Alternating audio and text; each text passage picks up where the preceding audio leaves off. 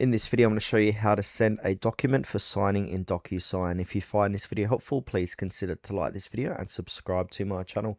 In saying that, let's just jump straight into the video. Okay, so the best way to do this is to come on over to apps.docusign.com and sign into your account. Now, if you don't have an account, you can create a free account. That's no worries there. You're just going to have a limit of how many sends you can do. Now, from here, we want to go ahead and upload that document that you need for signing. So go ahead and click on the main page here, click onto sign a document.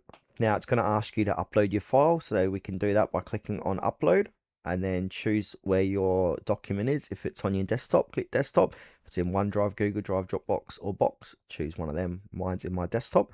So I've just got this example document here. Now from here, I want to go ahead and click onto sign. You can see the preview on the left. Now it should redirect us to the page where we can go ahead and add that signature in. So we got fields here. So to sign this, we can go ahead and click on signature and put it in where we need to sign it. And then we can go ahead and do our signature, accept and sign. So I'm going to put that here.